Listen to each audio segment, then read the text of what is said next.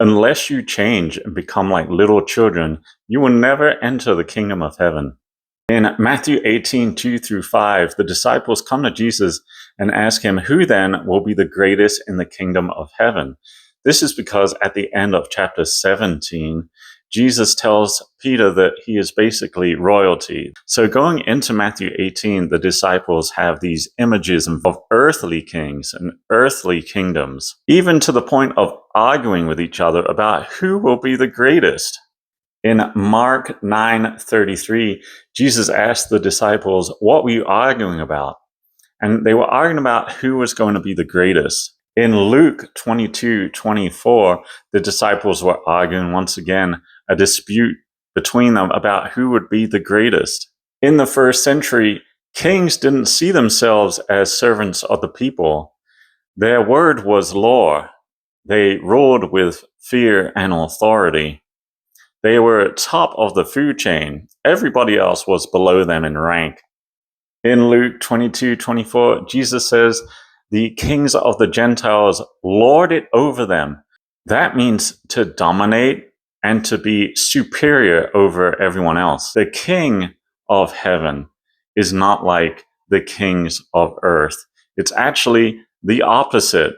And so Jesus uses a child because in the first century, a child was at the bottom of the food chain, and children were actually level with servants. Children were not examples of high status. They were not models of greatness, and they were not socially important.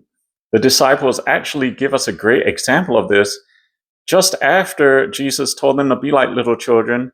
In Matthew 19:13, people were bringing children to Jesus, and the disciples rebuked the children. I mean, strongly disagreed with the children being brought to Jesus. Jesus actually reminds the disciples in Matthew 19, and he says, let the little children come to me, do not hinder them, for the kingdom of heaven belongs to such as these. Once again saying the kingdom of heaven belongs to little children. What is just wild about this is that in Matthew 20, the wife of Zebedee brought James and John, her children, to Jesus and asked Jesus to make them the greatest in heaven. This created more arguments amongst the disciples.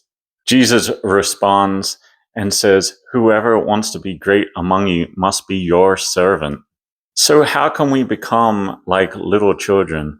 The answer is actually in Matthew 18:2. It says, he called a little child to him.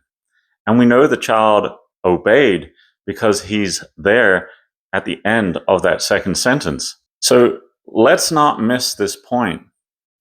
The little child was near to Jesus. He heard Jesus. He listened to Jesus. He did not hesitate when Jesus asked him to do something.